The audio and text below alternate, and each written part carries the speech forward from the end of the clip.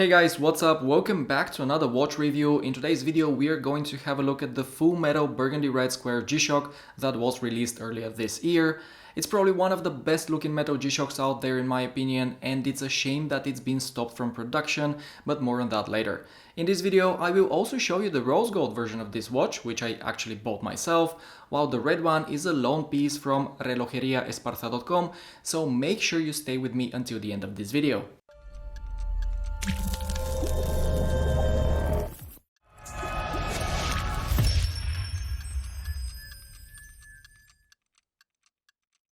The GMW-B5000 was released in 2018 and I remember that it was pretty hard to get at the very beginning. In fact, people were paying up to €1,000 for it on the grey market. Now that the hype is gone, the silver and gold models can be found for well under €500 in Europe, while this burgundy model is a bit more expensive and it retails for €549 here in Spain. Now, before we have a closer look at this model, guys, let me just say that it's been discontinued, so if you're interested in getting one, you better hurry up before they run out of stock everywhere. For example, my Casio AD has just one left listed at retail, but as always, if you contact them from my behalf, they will give you the best price they can, and of course you can find their info in the description below.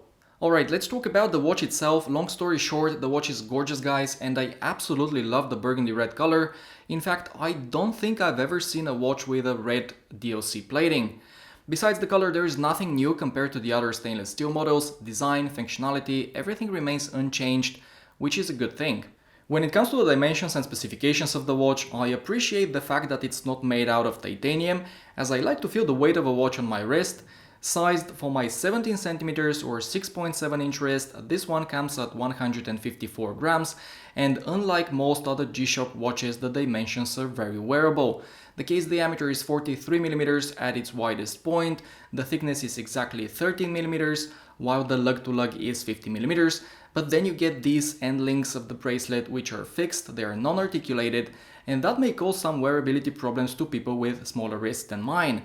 Here you can see how it fits me. Personally, I'm really happy how it sits on my wrist, and it's also incredibly comfortable, and once again I think it looks amazing in red. On the other hand, my wife, who also likes the design and look of these metal squares, it's impossible for her to wear one due to the way the bracelet meets the case.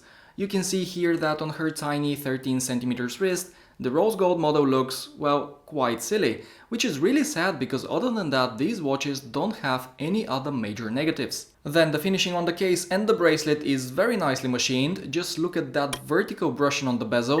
It looks absolutely beautiful, guys. And what's more, you can put this Casio next to a couple of €1,000 Swiss watch and this G-shock may actually be better in terms of finishing. The build quality is also solid, all stainless steel case and bracelet with a stainless steel screw down case back and a water resistance of 200 meters. But sadly the crystal is mineral and not sapphire. At least the crystal is recessed and protected by the bezel, which diminishes the chances of getting it damaged. Another thing that I like a lot is the display, which is very clear, and even though it's negative, it's extremely legible. Here you can see all three models next to each other, and as you can tell, the red and the yellow gold models are just as legible next to the positive display of the silver one, which is a big deal in my opinion, as it shows how much Casio has improved their negative displays over the years. Now let's talk about the functionality, and guys, from now on I'll be using the rose gold model so that you can have a good look at it too. This one comes with a positive display and the rose gold DLC coating instead. The rest is the same, including the module, which is solar powered, multi-band 6, and in addition it has Bluetooth connectivity, so you can set things through the G-shock app on your smartphone. I'm not a huge fan of it, but it can definitely help you switch between time zones or setting an alarm much faster. In addition, you get all basic features such as world time. Here you can preset 5 time zones for an easy access. Next you get your 5 alarms, 1, 2, 3, 4, 5, plus a snooze alarm. And finally, that watch also has a stopwatch and a countdown timer. What's nice here is that while you use these two, your home time remains on the screen, which is pretty handy. And if you need to use any of these features in the dark, then you would be very happy to know that the display has a very nice backlight illumination. Here you can see what it looks like in the dark. It glows in white, it looks nice, it's bright enough, but I would have preferred a green or a blue color for it instead. Moving on, I would like to talk a bit more about the bracelet. Overall, it's very nice, guys, and I'm repeating myself here, but the finishing is really well executed. All the links are solid and the clasp is also decent with a milled out inner portion. What's interesting here is that the links are put together by small thick spring bars, and as you can imagine, that makes the bracelet very easy to size. On the negative side, the bracelet rattles a little bit, but since this is a vintage inspired watch, it doesn't bother me in the slightest. Then I know that many of you are wondering how the DLC coating on these watches tends to hold up. Well, I've had the yellow gold model for a year and 4 months now, and it looks pretty much brand new except the tiny ding on the bezel, but I don't wear that watch daily and I don't take it to the gym either. So I might not be the perfect example, but in my opinion Casio makes some of the most durable DLC coatings on the market, and I don't really worry about getting it scratched up more than I do about my non-DLC watches. That being said, if you're looking for a daily driver, then the silver model is probably the better choice for you. Finally, here are both watches next to each other in case you're having a tough time choosing one. These two I've bought myself, and my favorite one is definitely the yellow gold model.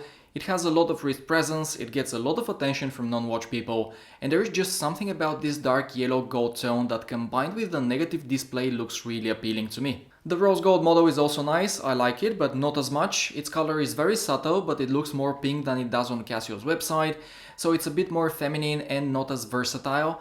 I still wear it occasionally, but I simply enjoy the other one more, and that's why I'll probably end up selling it.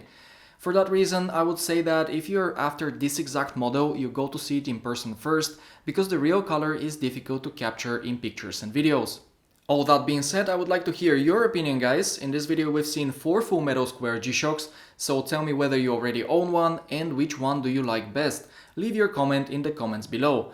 Oh, and I almost forgot to mention that Casio is releasing another square which will be made of a special titanium alloy with a mirror finish and a multi-color ion plating. I'm definitely interested in getting my hands on one when it becomes available. I know that it will be quite expensive, over €1,300, but I'll probably be able to make a short video about it, so stay tuned. That's the end of today's video, guys. Hope you enjoyed it. Huge thanks to all of you subscribing to the channel and watching my videos. I really appreciate it. As always, take care and I'll see you in the next one.